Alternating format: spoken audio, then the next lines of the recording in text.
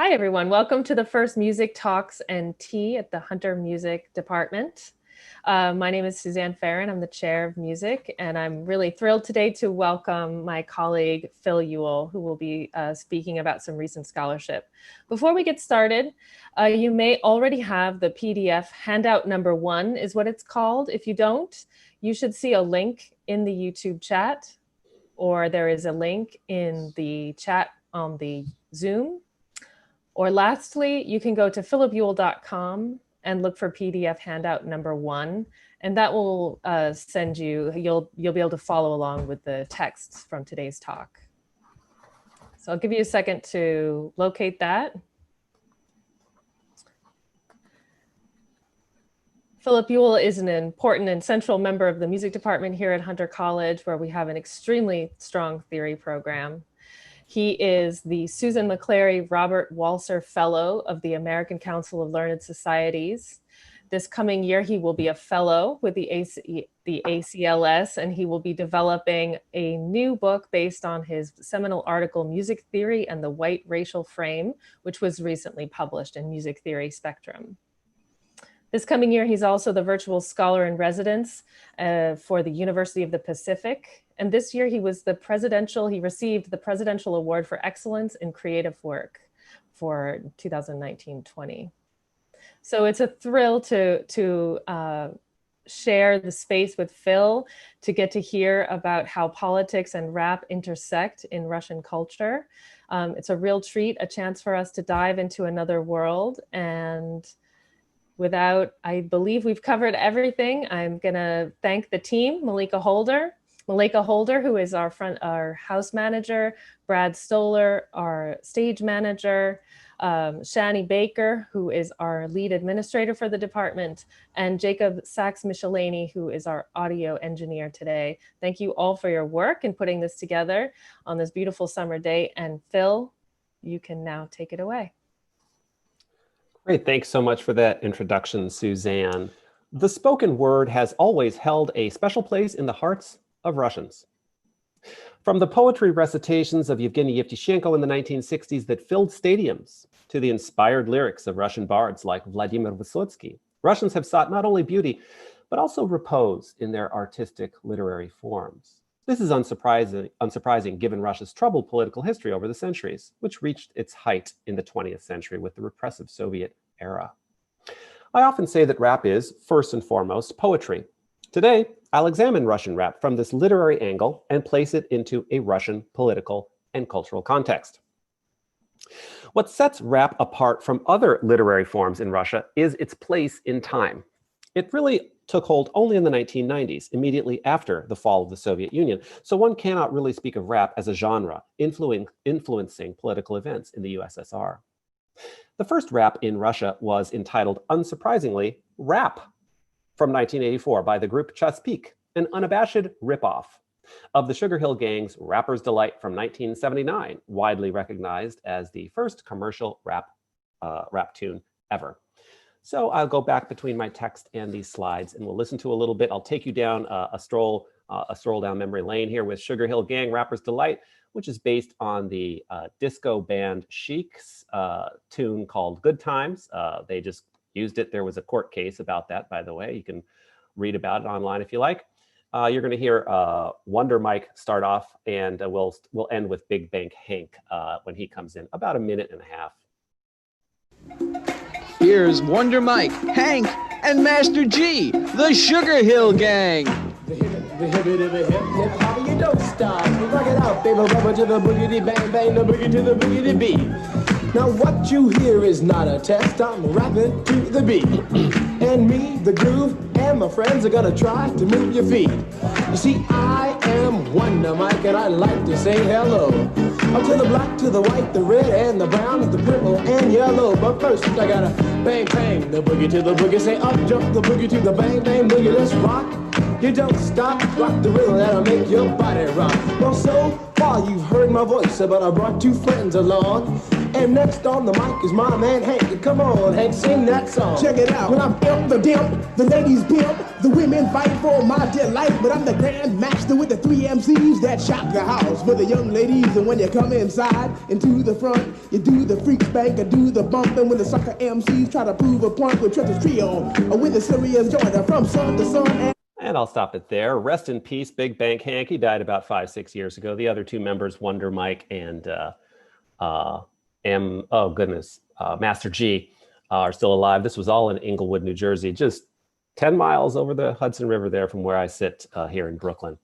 Well, if you want to rip off a song like that in Russia, and you're doing this before computers and GarageBand, you have to do something special. You know, back in the 80s, they had these things. Oh, goodness. What were they called? Oh, yes. Musical instruments. And people would beat them and strum them and hit them and bow them. It was most undignified, let me tell you. But that's what Chesapeake had to do here to rip this song off. And you can hear it pretty clearly that's what they were doing. Only 5 years after they probably got their hands on a cassette tape. Here we go.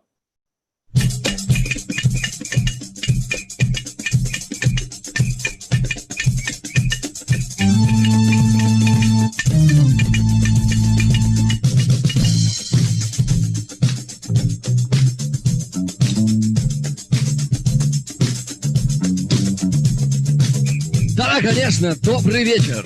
Мы рады каждой новой встрече. И чтобы добрым вечер стал, мы выходим в этот зал. Порой я не могу понять, что вам мешает танцевать. Нормальный свет, приличный звук. И дискотеки не слишком глупо, только слишком тара. And I'm going to stop it there.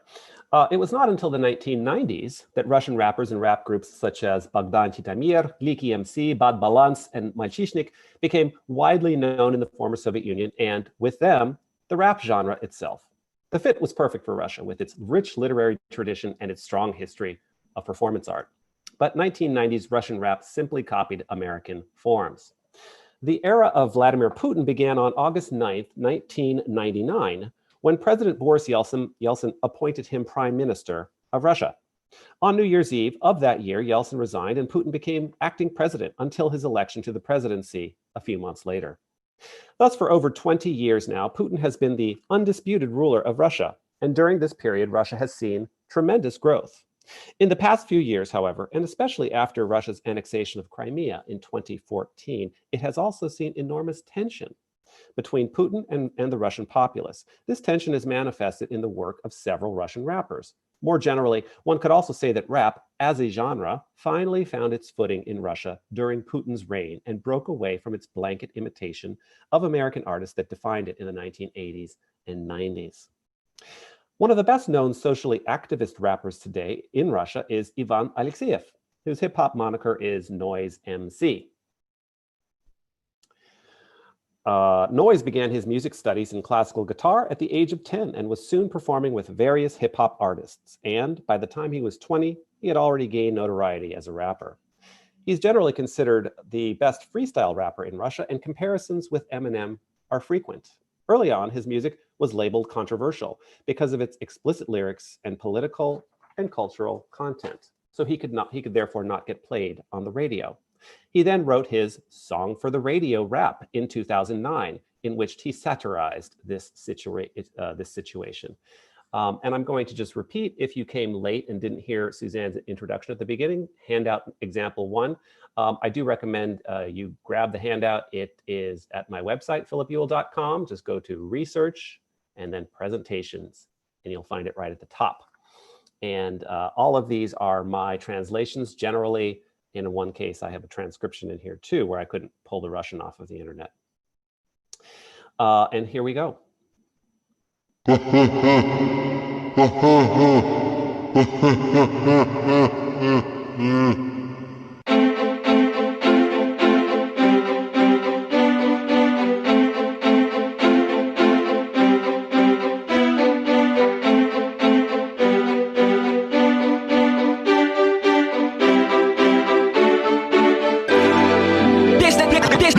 Песня для радио для эфира, вот она готова. Ни одного плохого слова и припев попсовый. И пусть попробуют ко мне только потом придраться. Мол, это не подходит по формату нашей станции. Я ни одной запретной темы в тексте не затронул. Не противоречил ни морали, ни закону. Ты спросишь, для чего вообще я вышел к микрофону? Ну, рэпер должен ведь что-то читать поверх музона. Ни слова о наркотиках, ни слога о политике, ни буквы в адрес недовольных мною критиков. Тебя не стану я грузить о том, что жизнь ужасна. Типа на улицу под вечер выходить опасно. Типа и девушка ушла, и с деньгами плохо. И типа все, что мне осталось, это ахать и охать. Нет, все намного проще, сделав посерьезней морду, я бубню свой рэп по 3 золотых аккорда.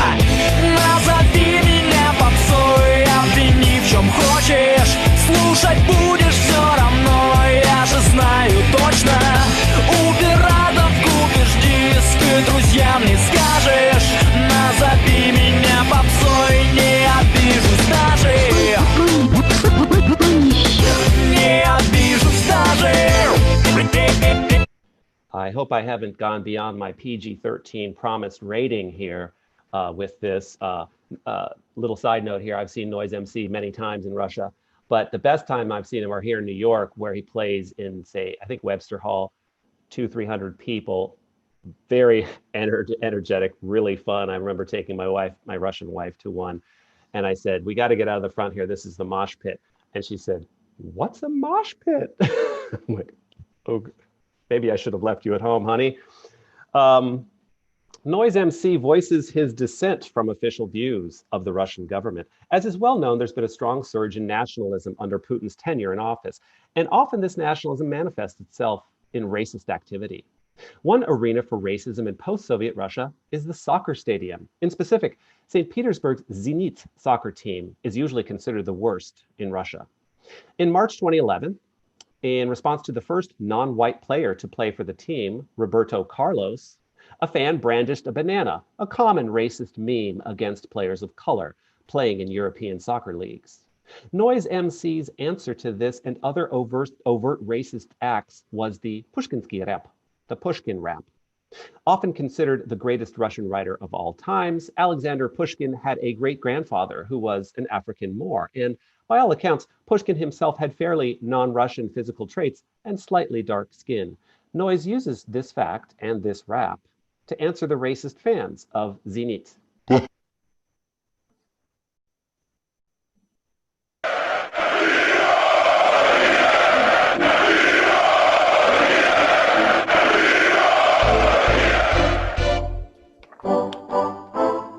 Меня зовут Александр Сергеевич Пушкин. Моя кожа не похожа на начинку ватрушки. Смуглое лицо, черных кудрей завитушки. Спасибо прадедушке за все эти фишки. Не слишком большого умишка обладатели. Обзываться обезьяной считали обязательным. И даже в лицее злопыхатели нередко шутили, что мои предки вчера слезли с ветки. Мол, мой прадед араб Ганнибал был Петром, забатал Рома в Амстердаме, куплен уменял. Кто меня только в чем не обвинял. Но вы сами все в курсе, каков был финал. Я памятник себе не рукотворный воздвиг. Меня признает великим и ученый, и ученик. Русский язык учить, не читая моих книг. Это дорога прямиком в тупик. Так откуда берутся грамотеи такие, что думают, будто расизм и Россия это слова однокоренные. Знаете, Пушкин против таких, как вы, йоу.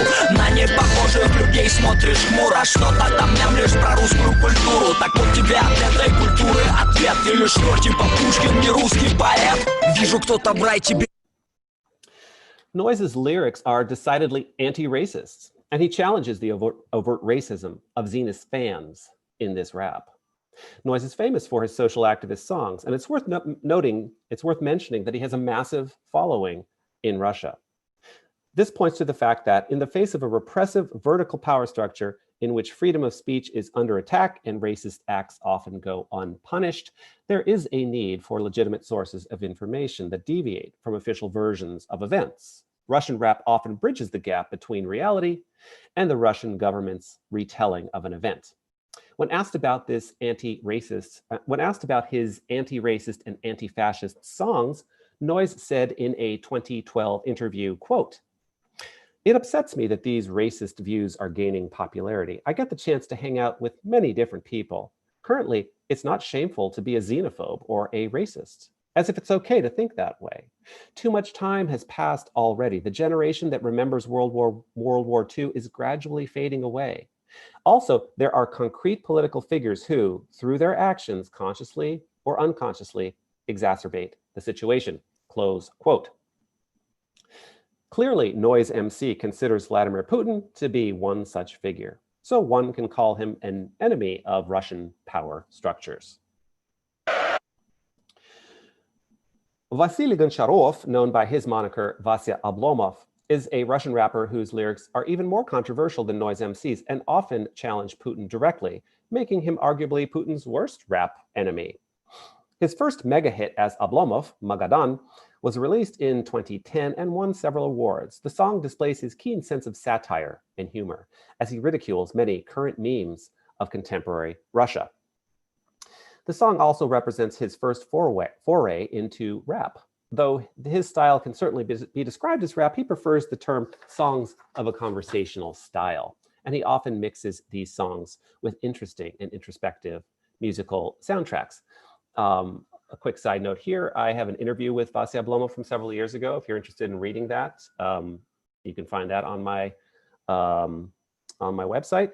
And also, there's a really wonderful, in the chorus of this Magadan, there's this wonderful moment where there's this drunk guy in a bar, and anybody who's ever been to Russia and been to a bar that's not in like Moscow or St. Petersburg will immediately speaks to you, and he starts looking up at Oblomov for this kind of autobiographical of this lounge lizard pianist who plays in a far off bar in this song, I'm Going to Magadan. And I'll stop at that chorus point and you'll see, maybe I'll just go like this, and that's the drunk guy at the bar at that moment.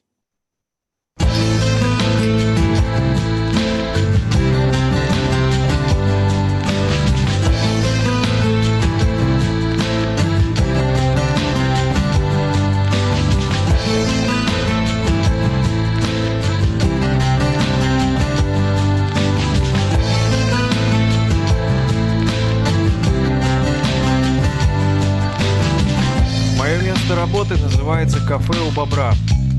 Каждый день в 20 вечера за синтезатором появляюсь я. Играю много старой советской фигни. Женщины просят про гранитный камушек в груди. Мужики заказывают Владимирский Централ. Однажды один мне ее 10 раз подряд заказал. Как бы я ни смотрел, работа не фонтан. То ли дело у моего друга-пианиста, начальник Горонян. Вообще, я с высшим музыкальным образованием. Родители хорошо занимались моим воспитанием. Но лучшей работы я так и не смог найти. Тут или лапухом быть, или двор мести. Программа типичная, не дать не взять. И каждый день кто-нибудь нажирается и начинает ко мне приставать. И чтобы как-нибудь разнообразить собственный трек-лист, я решил запеть свои песни, ведь я голосист. Сочинил песню, пою ее иногда для местных армян. Песня про то, как вора закрыли.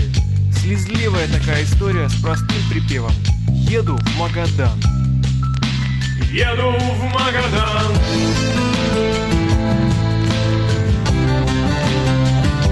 В Магадан. Слушай, братан, а кто это поет, а? Еду в Магадан. Что, в натуре твоя песня? Не пиздишь? В Магадан. Слушай, ну красава вообще, а? Еду в Магадан. Песня дерьмо, конечно, но местным нравится. Песня дерьмо, конечно, но местным нравится. Song's a piece of crap. The locals seem to like it.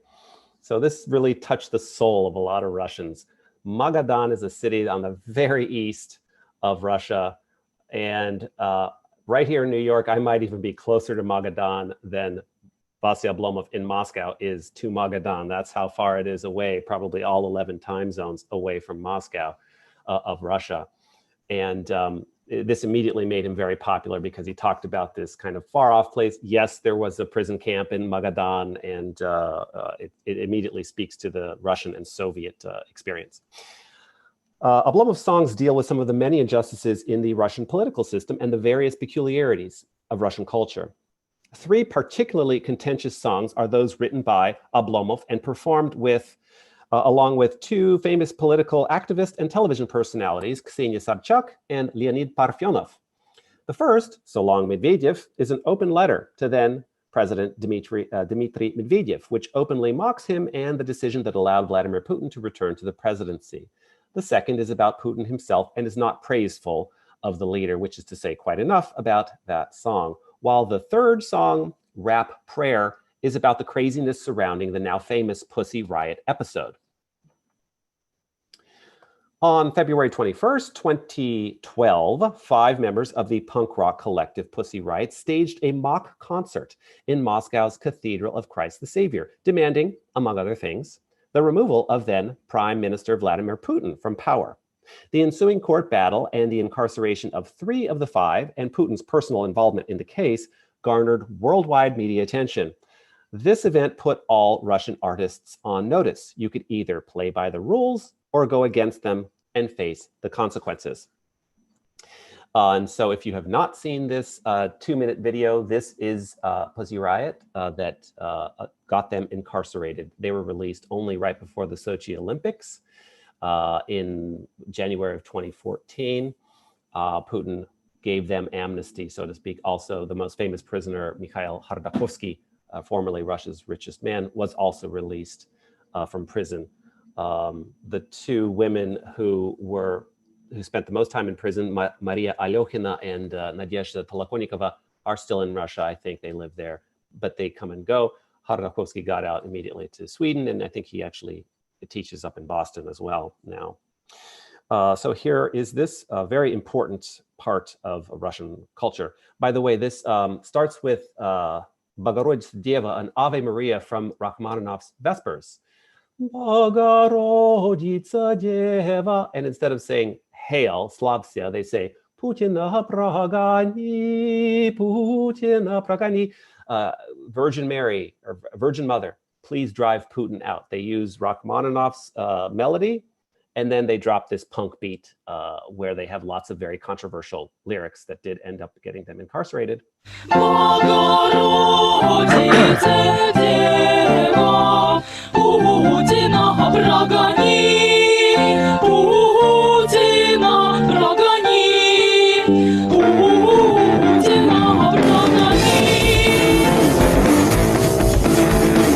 Черные рясы, золотые погоны, все прихожане ползут на поклоны, призрак свободы на небеса. И правит отправить Сибирь каталог. Глубоко глубее, главный седой, ведет протестующих беззубый конвой. Самое святейшего не оскорбить. Женщина, муж, рожать и любить. Страсть, страсть, страсть, Господня, страсть, страсть, страсть, Господня, страсть, страсть, страсть, Господня, страсть, страсть, страсть, Господня.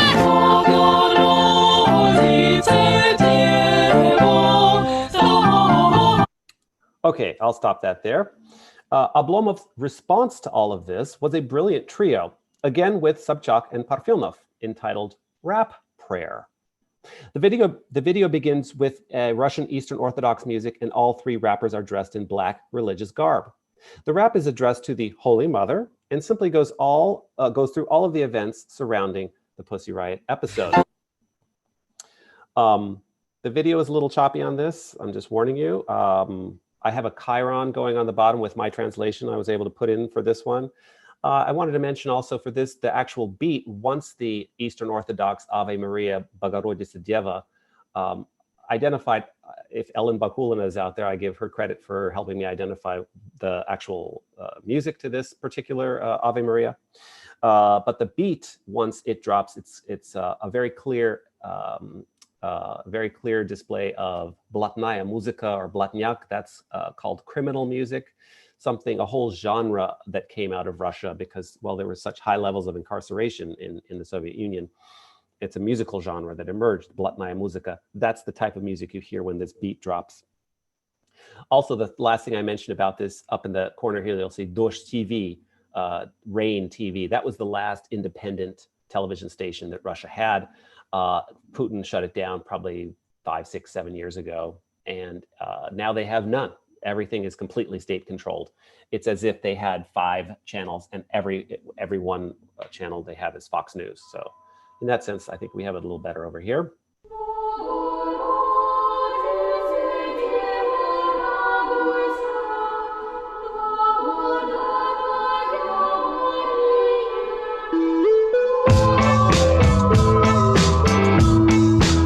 Ну вот и мы. 2012 год. разворачивается от всей души. Это рэп-молебен в поддержку веры, сохраняя стабильность и чувство меры.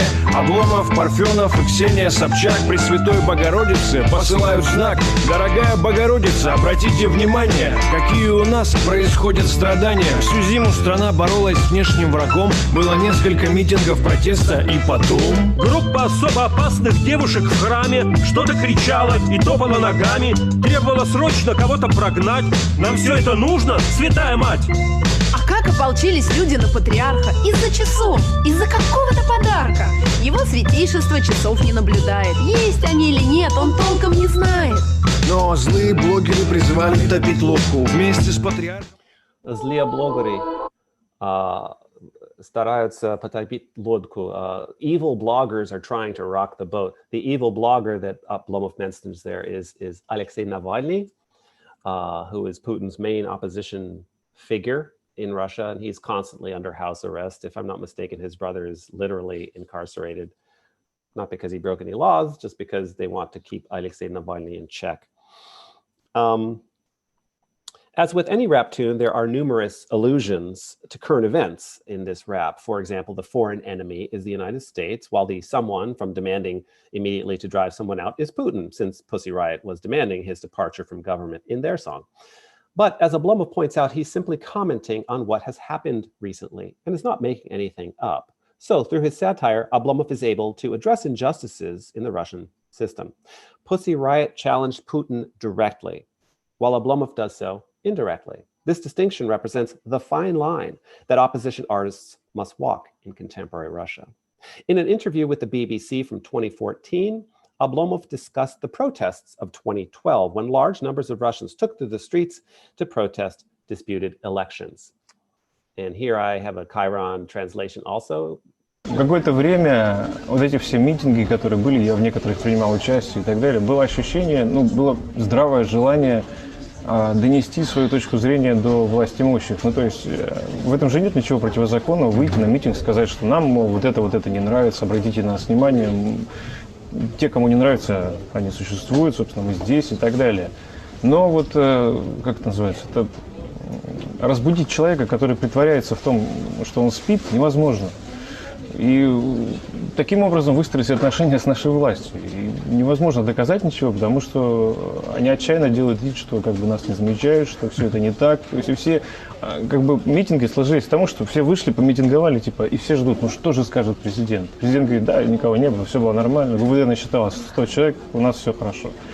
И вот это превратилось все одно, как сизифов труд. Камень в гору не закатишь, и ситуация на самом деле очень печальная. И все, что происходит сейчас с моей родной страной, в которой я живу, родился и прожил всю свою жизнь, мне категорически не устраивает. Мне не нравится то, что происходит. То есть это угнетает и печально. И вот то, что происходит, в частности, в последние полгода, оно, какой-то кошмарный сон.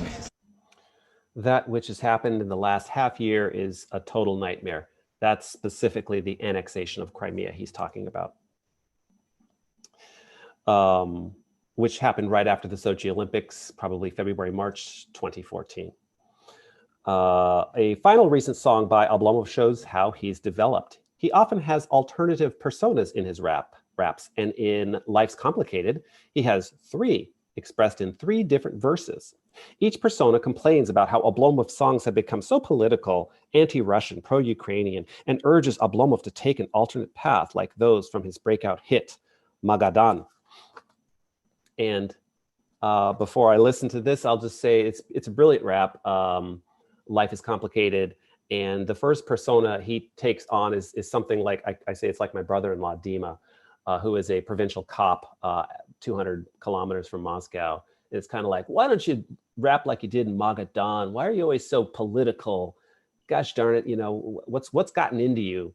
The second persona, and he actually changes his voice quite nicely, I think, is like my sister-in-law, Tanya, who's very much, we got to work within the system. Sure, there are problems, but the government wants what's best for us, and all we have to do is lodge our complaints, and they'll listen to us, and things are going to get better.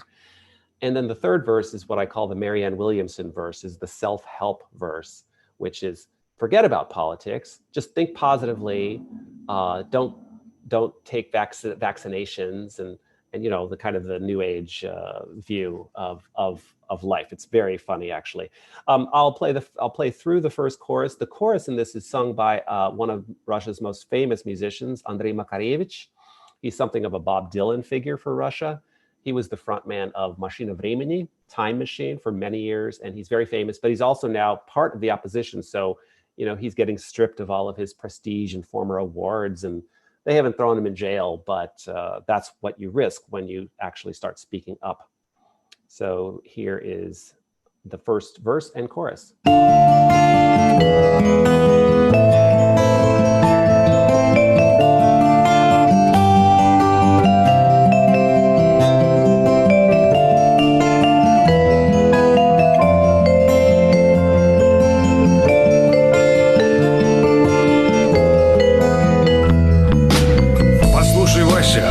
Скатился, где новые песни, где весь креатив. Ты раздобрел и походу спился, какой-то сплошной политический слив. А сейчас, Вася, нам надо сплотиться. У нас, очевидно, есть общий враг. Посмотри на Украину, смотрись в их лица. Хотеть в ЕС может только дурак. А ты, Вася, о Майдане мечтаешь. Хочешь опять развала страны? Успокойся, Вася, ты же не шаришь. Санкции плохие, но они не вредны. Тут дело принципа и подхода. Россия себя в обиду не даст. С 2014 года Крым стал нашим, поднялся Донбасс. А ты, как старая тупая бабка, не замечаешь очевидных вещей. Быть предателем — это гадко. Вот ответь мне, Вася, Крым он чей? И песенки твои совсем отупели. Ни ума, ни фантазии, одна только грязь. Езжай в Магадан, вали там ели. Великой России ты не нужен, Вася. Жизнь сложно, сложно, сложно. И порой почти невозможно. То правдиво, то будто бы ложно. Жизнь сложна, сложна. So I'll stop that there. If Noize MC and Vasya Oblomov are Vladimir Putin's worst enemies in the world of rap, Putin's best friend among famous rappers in Russia is Timur Yusunov, whose moniker is Timati. He is an artist in the party camp of hip-hop, and his lyrics are for the most part uncontroversial. Before the Russian presidential elections of March 2012, Timati famously filmed an election commercial in support of Putin's candidacy. Even more famously, Timati's support for Putin resulted in an invitation for a post-election party commemorating Putin's victory, at which only 40 such guests were invited. On the top right, you see a picture from that party, and on the bottom right, you see a picture with Snoop Dogg. It needs to be said that he comes from a very wealthy family. His father is a Tatar, I think, and a businessman. So he's mixed race. It's very interesting. I think his mother is Russian Jewish. I should check that, but he was able to come up through the ranks because, well, he had a lot of promotion. He had a wealthy family to help him out. And let me get my place back. Timati's involvement in politics did not endear him to Russia's cultural elite. But it need be said that he, more than others, is a true hip-hop artist. By this I mean that he uses all channels available at his disposal to further his career and achieve his goals. There are those who would call this opportunism, as well as those who might call him a sellout, and that might be a fair judgment for Timati. But no one can deny that in the face of keeping it real, the most successful hip-hop artists in the United States are, to one extent or another, opportunistic. That Timati has branched out to start his own line of clothing, his own production company, and his own craft beer and burger franchise is in line with many of the biggest names in American hip-hop. Timati's alliance with the current Russian power structure has proven quite beneficial for him. All channels are open, and he is free to pursue any project he desires. Notably, there is a strong audience for this brand of hip-hop in Russia, and many interesting new artists have aligned themselves with Timati, an artist who represents an antipode in many ways to Noize MC and Oblomov. Best Friend, a rap shot on Red Square by Timati and Sasha Chest, is a good example of the lengths that accessibility is tied to politics and Putin in Russia. It's a quite frightening work with racism, sexism, and many homages to Putin, for whom the two rappers made this rap as a birthday present. Of course, one cannot shoot on Red Square without Putin's signature, so it's clear he signed off on this work. Most frightening to my eyes are the Putin masks that various figures wear in the rap. And I should also just mention briefly, I've seen Timati in concert as well, and he's also popular. Quite a different crowd for an MC Noize or a Timati concert, but you got to say that, okay, well, people are coming, so there are people who are interested in his message. And here we go.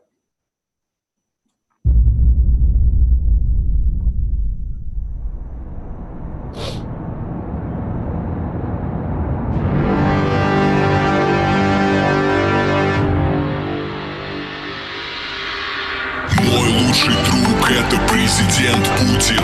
Мой лучший друг — это президент Путин. Мой лучший друг — это президент Путин. Мой лучший друг — это президент Путин. Мой белый владыка, кто левый, тот на выход. Эти девочки просились, возьми любую из них на выбор. Считаем бюджет, сидя на столе. Пирамида души, всплеск. Красивая Россия, встречай сына. Города говорят об одном: мы поставили новый рекорд. Над головой мой триколор, холоднокровных ни одного. Быть первыми — это наш рок, это мой круг, это мой дом. Все для него и свобода рекой нам под силу. Ты знаешь про любовь к тебе одной. Мы с вами за него всей страной. Вы знали, он крутой супергерой. Сегодня я игрок, мой друг со мной.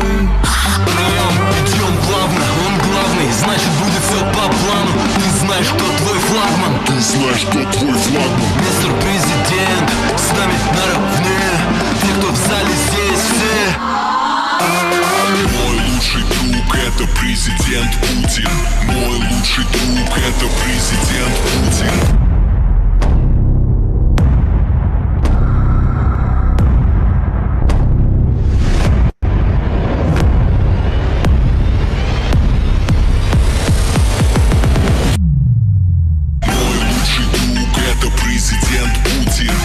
I had to get to Vladimir Putin taking the turntable there. Let's get this party started, Vlad.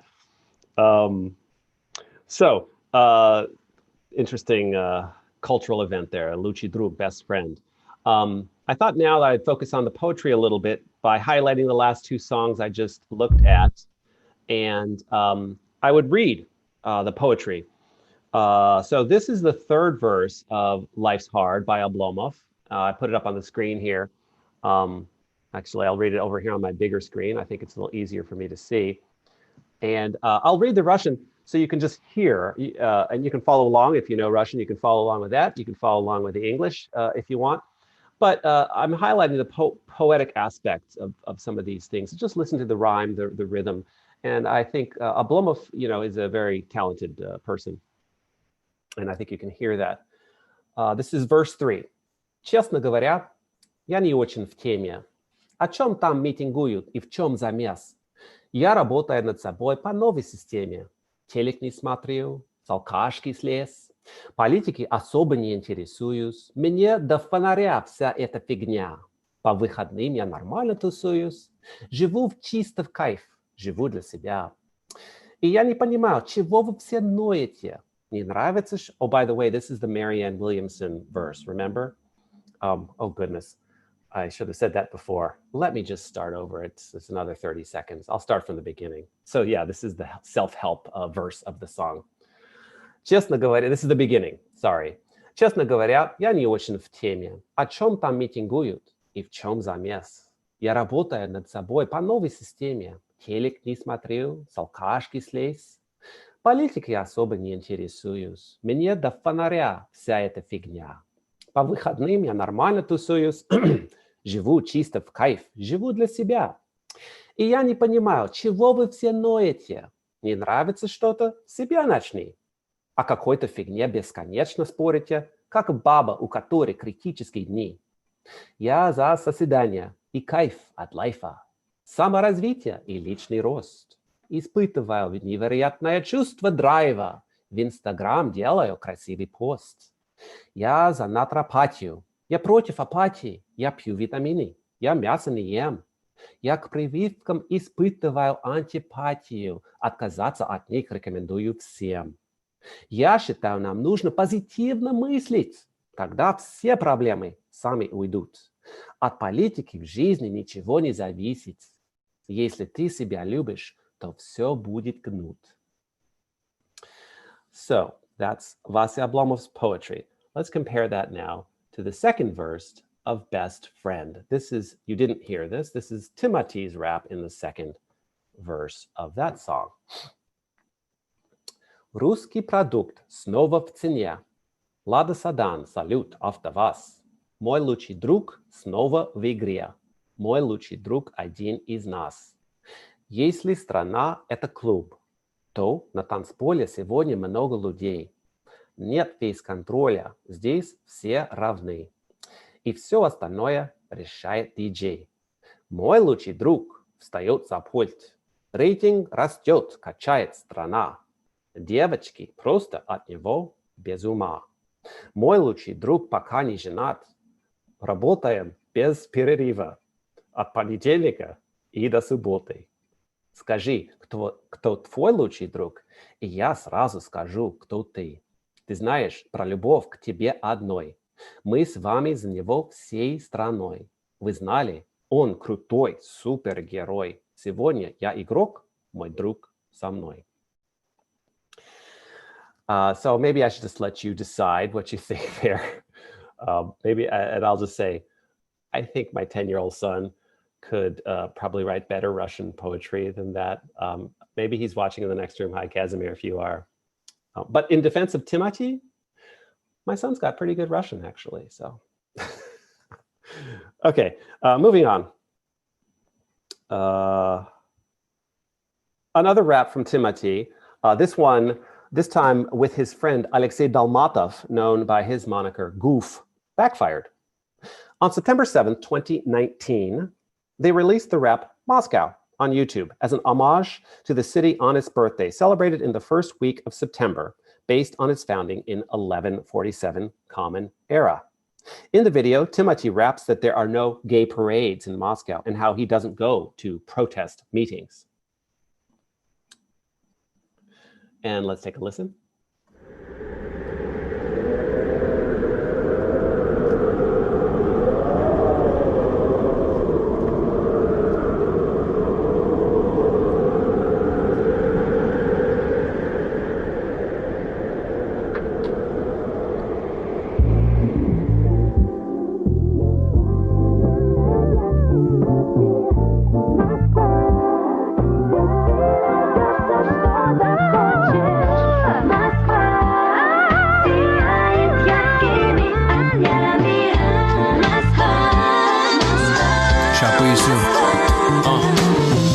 Это жесткий город, своя шкала контрастов. Купеческая мекка, государство в государстве. Тот самый город, что не проводит гей-парады. Тот самый город.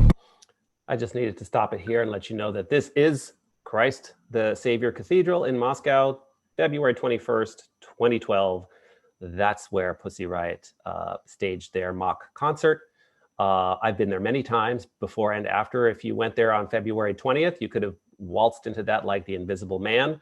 And when they reopened, you needed to practically run through some snipers to get into that cathedral. As you could imagine, it's quite different. Anyway. Профицит которого ярды, плитка сыпется с небес, тебе нравится. Эти штрафы и от них не избавиться. Патриаршие пруды, центр варится. Рейды на Садовом, ночью снова пятница. В пятом поколении коренной москвич. Не хожу на митинги и не втираю дичь. Помню этот город 15 лет назад. Отвечаю ЦАО, сейчас мировой стандарт. Квинтэссенция интеллигентов и джамшутов. Здесь коммерсы выходят в окна без парашюта. Пешком с Арбата до площади Гагарина. Там хлопну бургер за здоровье Собянина. The following news report from September 10th, 2019 explains the reaction to this rap Moscow by Timati and Goof. And I'm going to do, I can't do a simultaneous translation. It doesn't work with the sound. I'm going to do consecutive, so I'll just have some stops in here. Клип рэперов Timati и Гуфа на композицию «Москва», выпущенный ко дню города, удален с YouTube.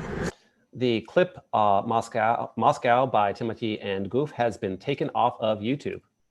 По последним данным, его посмотрели более 5 миллионов человек, и клип набрал рекордное число дизлайков, почти 1,5 миллиона и всего 85 тысяч лайков. By the latest statistics, over 5 million people have watched this clip, and it garnered a record number of dislikes, 1.5 million dislikes, while only 85,000 likes. В нем Тимати заявляет, что в столице, цитирую, не проводят гей-парады, плитка сыпется с небес, и что сам он в пятом поколении коренной москвич, который не ходит на митинги. In the clip, Timati announces that there are no gay parades in Moscow, that there are tiles falling out of the sky. There's been a lot of repaving of sidewalks in Moscow. That's a little side note. And that he is a fifth-generation Muscovite who does not go to protest meetings. Рэпер говорит, цитирую, на площади Гагарина он хлопнет бургер за здоровье Собянина. The rapper says also that he will eat a burger to the health of Sobyanin. He's the mayor of Moscow. Критику исполнитель прокомментировал спокойно, заявив, что ему не стыдно за композицию, он гордится своим городом. Тимати объяснил, что удаляет видео, чтобы не продолжать волну негатива. Timati says that he's not ashamed of the video that he made, that he's proud of his city, and that he took down the video nevertheless in order to stop the wave of negativity that it had launched. Гуф также опубликовал видеообращение, в нем он приносит извинения. Goof also announced a video apology. And by the way, another side note, Goof is not a half-bad rapper. I'd just like to say Timati is just more like a Puff Daddy rapper. Я очень сожалею о том, что не слежу за политической ситуацией в стране и в Москве. И... I'd really like to, I really regret and apologize that I don't follow political situations in the country or in Moscow. Я не знал, что у нас выборы мэра были позавчера. I didn't know that we had mayoral elections the day before yesterday. И я вписался в это вообще на полном энтузиазме. Мне сказали, что надо поздравить город. And I signed up for this with complete enthusiasm. They said that I needed to celebrate the city's birthday. And I'll stop there. Another rapper who's caused something of a stir recently is Dmitry Kuznetsov, who goes by Husky. His lyrics are not directly challenging Putin, but he speaks generally of hardship in Russia, which has put him in the sights of government censors. Here's a sample of Husky's rap. Husky's from Ulan-Ude, the capital of the Russian Republic of Buryatia, directly north of Mongolia. I should say that there's a quite good Hulu documentary. I worked as a consultant on that project for Vice. They consulted with me, and it came out on Hulu last November, roughly, if you're interested in hearing a little bit more about Husky in particular. Here you can see him at his detention hearing on the bottom right. And let's listen to a little bit of this rap.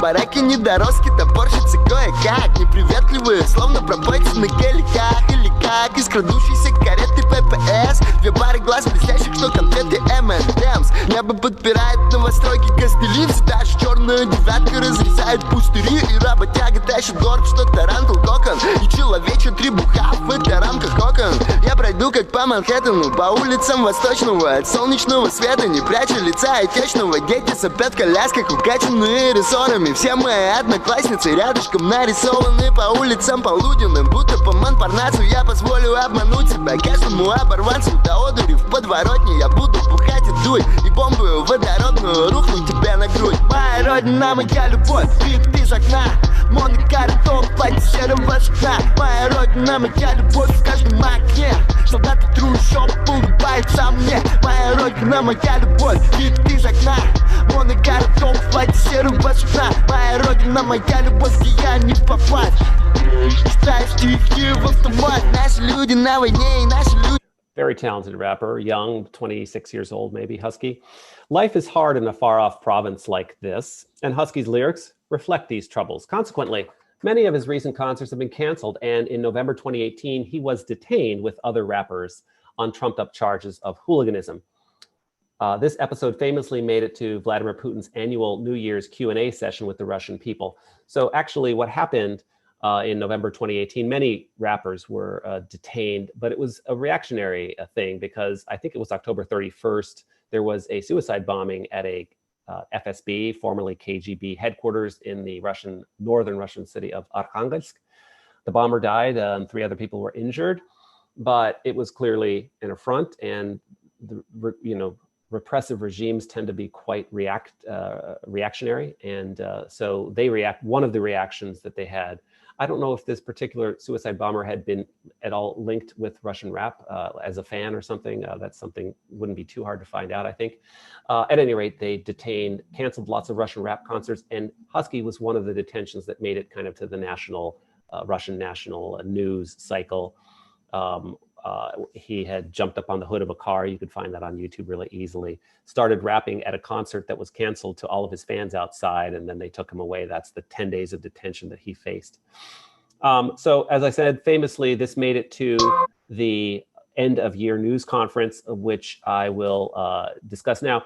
So at the end of every year, Vladimir Putin, dear leader, gives a very long 3 or 4 hour news conference to the entire nation.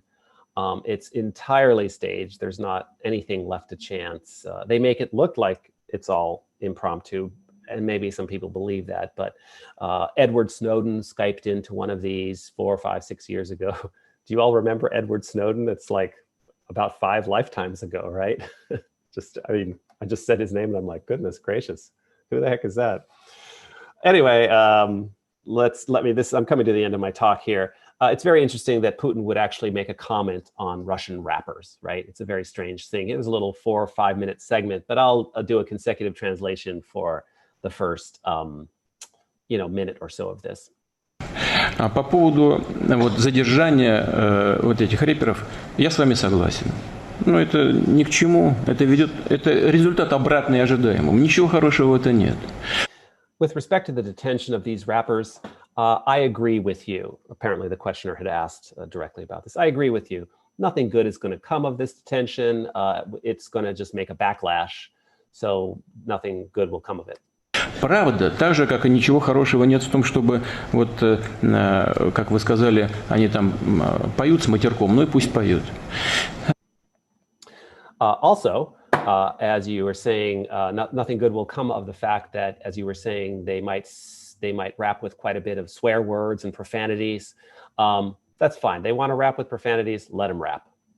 Я недавно, вы видели, был на юбилее Тимирканова, ему 80 лет исполнилось. Он сказал, в общем, обычную вещь. Ничего такого особенного не сказал, но все-таки правильную. You may have seen recently that there was on TV a jubilee, an anniversary for Yuri Timirkanov. Side note here, he's a very famous classical music conductor you might know. He conducted the Baltimore Symphony for some years in the early 2000s. This is me talking, not Putin. And very famous, mostly symphonic conductor, but also a little bit of an opera conductor. He had turned 80. Now I go back to the translation.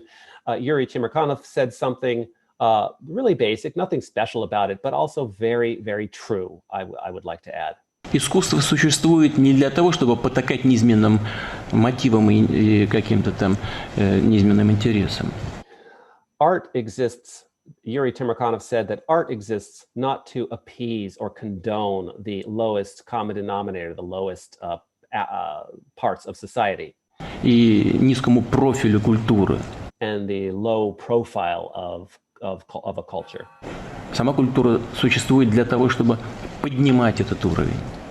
The culture itself exists in order to raise up the level of that society. Поэтому просто, конечно, за это нельзя хватать и не пущать, и наказывать, это неверно. Но So, but of course, if you're going to just like detain and not let go of these rappers, that's not good. There's no reason to do that. Другие вещи. Ну, например, я ведь помните, как на транслировали, оказывается, это вот было в прямом эфире, и я своему собеседнику сказал, ну, давайте сейчас будем все здесь ругаться на Совете по культуре. Ну, это же все... You may have seen recently that there was I had convened a meeting of the Ministry of Culture, and I said to the person, this was on TV, I said to the person sitting next to me, why don't we just start swearing at each other? Why don't we just start swearing at each other? And people laughed hysterically. Смеялись. Почему? В голову никому не приходит это делать. Ну почему мы должны... Why were they laughing so much? Because they wouldn't even think to sit there and do that. I'll end my translation there. And now I have my conclusion. That nationalism is prominent in Putin's Russia is not in question.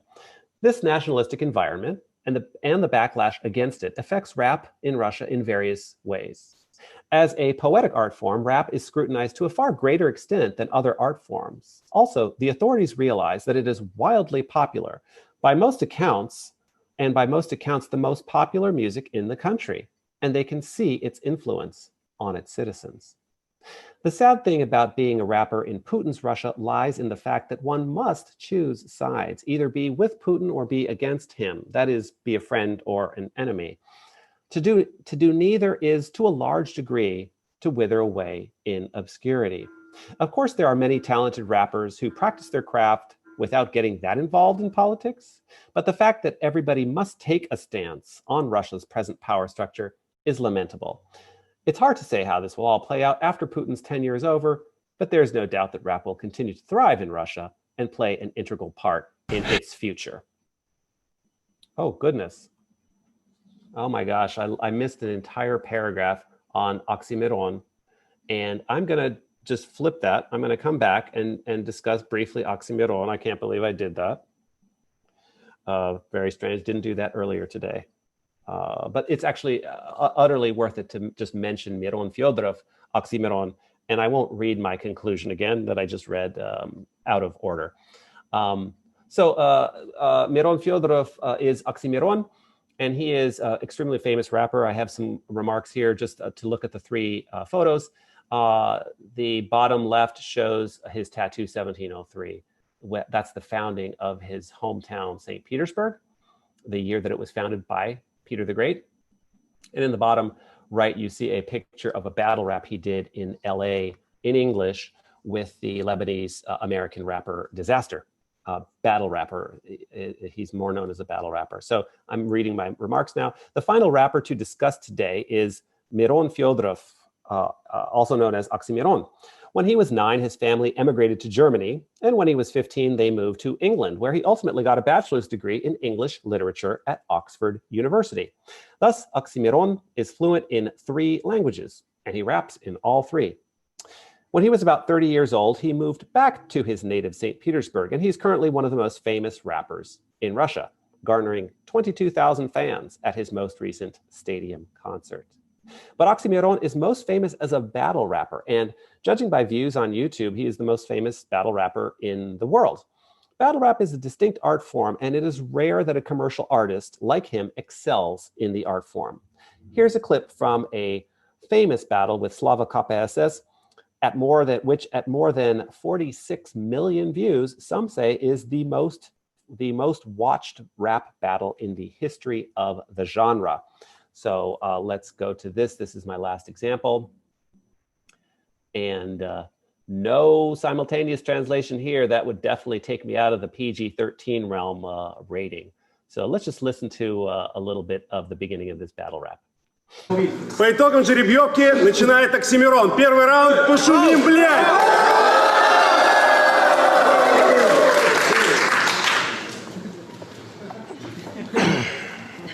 Я здесь чисто по фану. Поглумиться над слабым. Ты же вылез из мамы под мой дис на Бабана. Обличительный пафос — это пшик против папы. Эти рифмы писал мне пьяный крипл под спайсом. Ты смешной, слишком длинный, откровенно нескладный. У тебя телосложение, как у беременной цапли, непропорционально, как твой хайп и твой вклад в рэп. Не облако в штанах, ты лишь мода, как клауд-рэп на пару сезонов. Где твой чокер? А чё? Ты же не хочешь выйти из моды, словно шмотки волчок. Тот, то еще. Год назад тебе дал мощный толчок. Одним твитом станет тем, кто нынче тебя смоет толчок. Это ирония судьбы. Не правда ли удивительно? Прежде чем кого-то батлить, я сначала должен хвалить его, чтобы вас убедить, что он мог бы стать победителем. Чтоб МС завафлить, вы сперва должны полюбить его. И я сработал на ура. Я знал, что год ему нужна фигура Джокера, что против меня полная луна взошла. Город за него, в колоде новый персонаж. Но я сам себе режиссер, я тебя создал и снял. Я Брюс Уэйн и Кристофер Нолан в одном. Роли готовы давно. Твоя прописана от и до. Мне был нужен враг, вуаля. Ты опереточный злодей. У тебя отклеился ус. Да, ты Джокер, но в моем рукаве. Побрей себе туз и подготовься. Аркам предоставляет ночлег. И откуда у тебя эти раны, знает мой член. Ведь... Okay, so yeah, no translation for that one.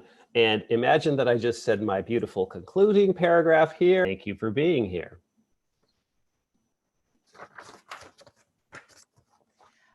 This is from John Vandervert. Could you comment on your opinions about rap in this era of eternal Putin after the fake vote? Husky is no longer releasing music. Ice 3 Peak isn't releasing music, and Pussy Riot has been pushed online. I cannot see rap as having a future, as Putin is now Russia's eternal leader. Thanks for that question, John. Yeah, well, Russian rap has a fine future. It's not in doubt that it's going to keep going. And contrary to popular belief in Russia, Putin is not immortal. So he will be in power now until 2036, because that's the new law, and there will come a time where he's not in power anymore. But what happens, John, is that Russian rap will keep being there. It'll keep doing what it's doing, and there will be protests, and there will be reactions of the government. And I don't think that it's just not possible to have a whole genre like rap, which is the most popular genre in the country, to just go away. It's just too powerful. What they're trying to do now is control rap, which is a very difficult thing for them to do. It's a fine line to walk.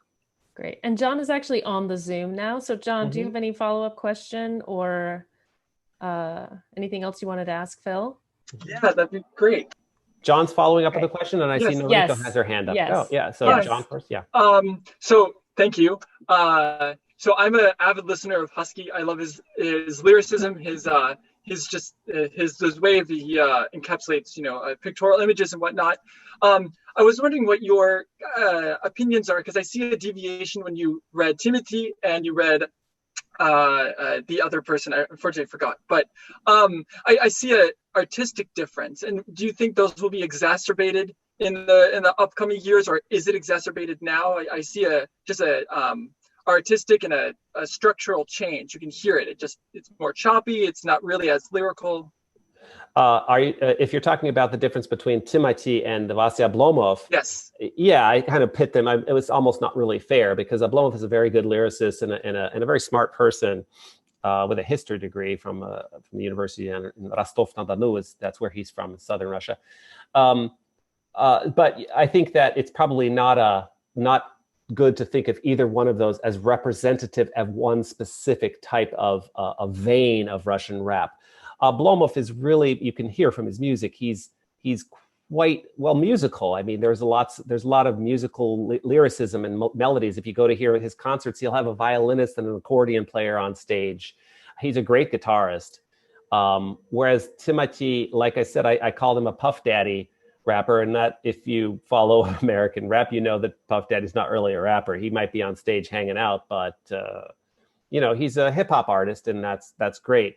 But in terms of like lyricism, and you mentioned Husky, that's where you're talking about. Yes, this is like a newer form of rap that I couldn't really put my finger on if I wanted to, but it's a beautiful flow of beautiful lyricism that he has there. So thank you, John. Noriko, I see your hand up. Hi, Noriko. Hi, Phil. How are you? That was Good. great. I really enjoyed that. Thank you. Thank you. Thanks for being here. What's up?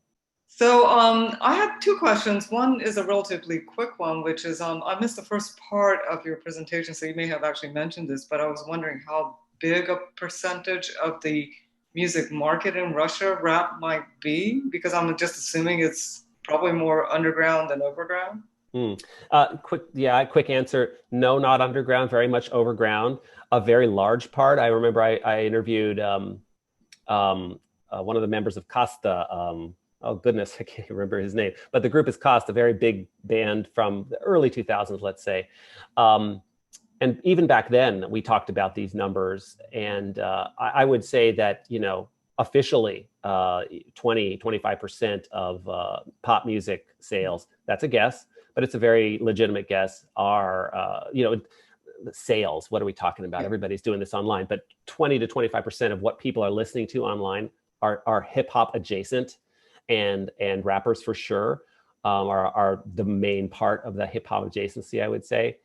And within that, there are these, I've outlined two, kind of like an anti-Putin and a pro-Putin realm. And that's something you can really take to heart, but there's plenty more, obviously. It's much more diverse. And there are plenty of people who don't jump into these frays. But if you really want to be one of the, get way up there, you have to kind of come down on one side. It's very difficult to really make it big if you're not part of this political thing going on in Russia right now. Okay. Interesting. So my second question really had to do with style. And as you were mentioning, as John was, and you were talking about before, the Timati style and the anti-Putin style was quite markedly different, where the anti-Putin style seemed to be rather more artistic, and the Timati style seemed to be quite, I would say, far more derivative of what foreigners might stereotypically think what rap is supposed to look like.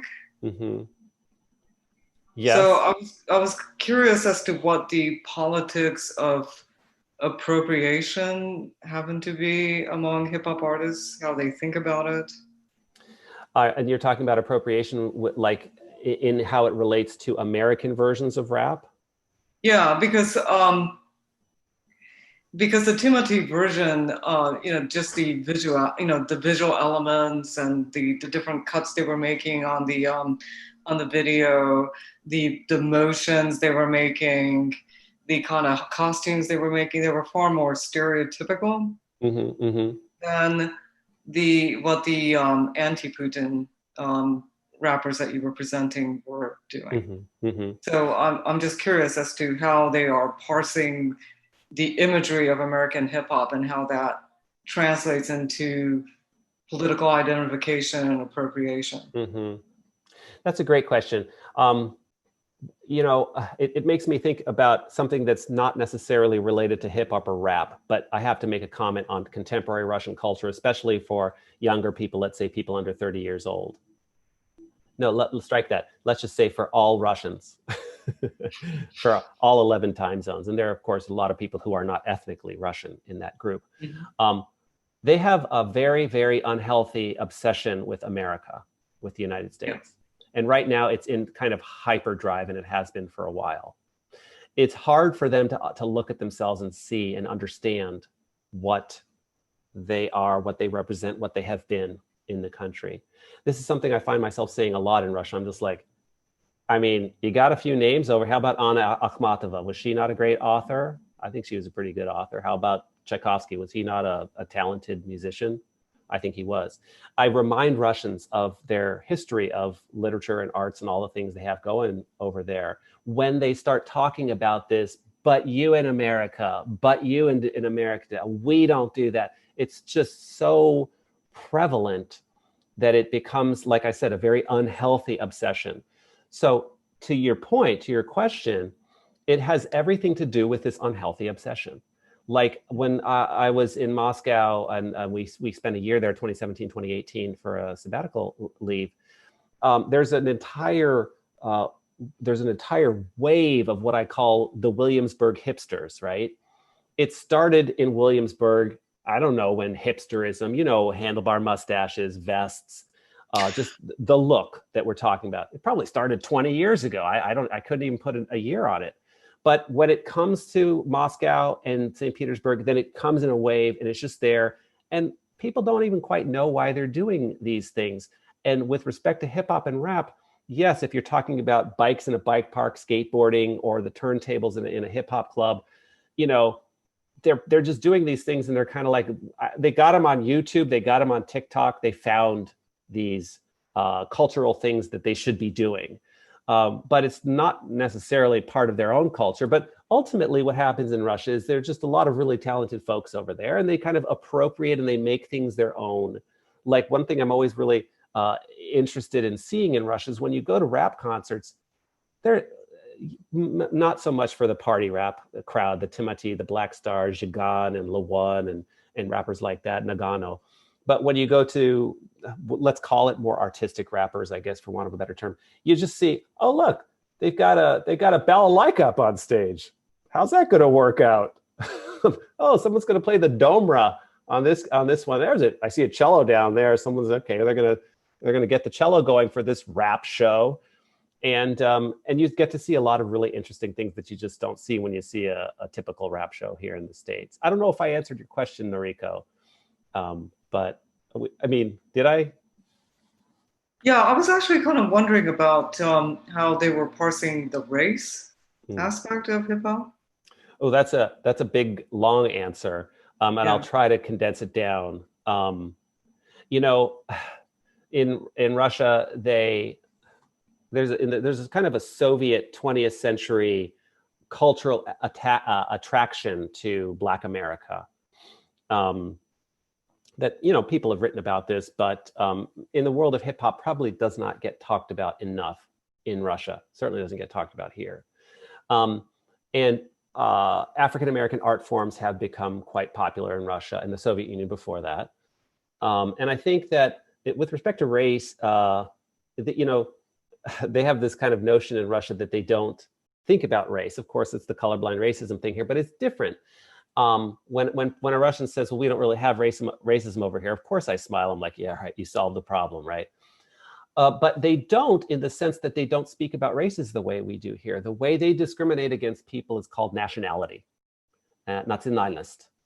And these are Tatars, I mentioned, Russian, Ukrainian, German, plenty of those. Buryat, that's where Husky's from, but with a name like Kuznetsov, he's a Russian who just happened to be in Buryatia. But these Mongols, Koreans, a lot of people from Korea who are citizens of the Russian Federation. Chinese, many. And they, of course, have a very strict hierarchy of all those nationalities. They just don't use the word race, so they think that they don't have racism. And in a certain sense, yeah, fair enough, that's true. They discriminate against those. But in terms of those nationalities, there is a rigid hierarchy and radical discrimination. You know, a lot of bad things happen. And any honest Russian is going to acknowledge that, even ones who want to say that they're cooler than everybody else, but they're going to get that. So, difficult question though. That's one whenever this dystopia of ours is over and I see you next, we'll get into that again. I'd love to talk about that. Are there other questions? I want to, you know, we have a few minutes left. Yeah, I have a question, Phil, if it's Please. okay. Please. So I noticed also this really different, obviously this different quality, and even just the sound and the colors are so different between the artist who made My Best Friend, I can't think of his name right now, and Husky and Yedov Magadan and the other artists that you were, the song Yedov Magadan. And I couldn't help but start to imagine where this music is being made, and if there's a political, I imagine there is, or what is the political dynamic in the studios and the people that are producing, these kind of high def models, gymnastics, and the sound quality, like who are the producers and the engineers who are making that color, and who are the engineers who are making these other colors, and are they located, are they underground, are they using their real names, are they also in danger? I mean, how are their lives impacted by the risks that they are taking politically? Is there like a Death Row Records kind of world in Russia? Like, can you talk about that? Yeah. So for that, for Best Friend, that very, very chilling rap by Timati and Sasha Chies, that's a very professional. Yes, they had all the money in the world. Nobody's hiding anything. It's all above ground. It's completely with Putin's support, and they have as much money as they need, and they drive their Ferraris around. And that's all, part of the, let's be part of the current structure. Let's support it. Let's, and you get rewarded. There's no question about that. And to the other extreme, I remember asking Vasya Oblomov about his, activities and how he gets things done. And there's a lot of secrecy, and it is not just as open. He said on stage that his mom keeps asking him if they've incarcerated him yet. And I asked him about his comment on stage. And he's just like, yeah, I got to be honest, Phil, it is a little strange because I do these things and I just kind of wait. Am I going to be tossed in jail? Because that's part of the deal. I mean, if I push the envelope too far, that I could just end up in going to jail. And, I sometimes call it the random hand of Russian justice. It just happens. And everybody in Russia knows this. It's just part of their culture over there, that it can be quite random. And you can all of a sudden just be taken away. In terms of the people who are not like in the spotlight, the Vasya Oblomovs and the big names on either side of the issue, just the people who are making the sound engineers, sitting in the booths, in the studios, they don't have to look. If you're a sound engineer and you get offered a gig to do this Luchi Druk and you don't even know what it's for, but you're like, you get $5,000 for 2 days of work, you're probably going to take the gig, right? Because you're a freelancer, you're a sound engineer, you're like, oh, I guess it's a pro-Putin thing. Well, are they going to pay me? Okay, whatever, right? I mean, there's just a lot of, we need the work and we're going to do it. I don't think a lot of the people who are behind the production teams are really trying to get that deep into the politics. There's a lot of people in Russia who are just quite exhausted, the way we are here, obviously. But you have to understand that, Putin, in many ways, a figure like Donald Trump, he's been there for 20 years. He's going to be there for 16 more now, because they just rewrote the Constitution, right? That just happened a few weeks ago. Because dictators don't tend to leave of their own free will. They stay or they die. That's kind of the rule for dictators. And Putin is basically a dictator. So they just have to live with this in a very long-term sense. My goodness, it's been 3.5 years now. And I think even people who like Donald Trump are exhausted by no one can say that they're just not tired of the chaos, right? You might be, if you're a supporter of Donald Trump, you might try to blame other people than Donald Trump, but you're still exhausted, I would say, right? For us, it's been 3 years. Well, for Russia, I'm saying it's 20 years for Putin, but goodness, you could say it's been 100 years for Russia. Maybe it's been 200 years for Russia. It's a place where, their stability is something that comes by like a comet in Russia. It comes by once every little stability and stability. Where instead of just a nice elliptical, rotation of a planet, it's a little bit more of an outlier in that sense. I'm not sure I answered your question. Yeah, I'm interested to maybe think about this another time with you because these rappers are obviously searching out engineers who can help them get the sound that they're really specifically looking for, which is part of their signature. So they're really creative partners in this. Like I would say probably even maybe equal to the artists themselves that's in the front that we're seeing. So, I mean, I know that we think about this here, especially in contemporary music, that the engineer is really an equal creative partner and part of what forms that kind of very identifiable timbre. And to kind of like break that down would be interesting. Well, we're getting close to 5:30. Yeah. So I'll just scan now. I see that I think we have a lot of folks in the chat, a lot of people online watching from YouTube Live.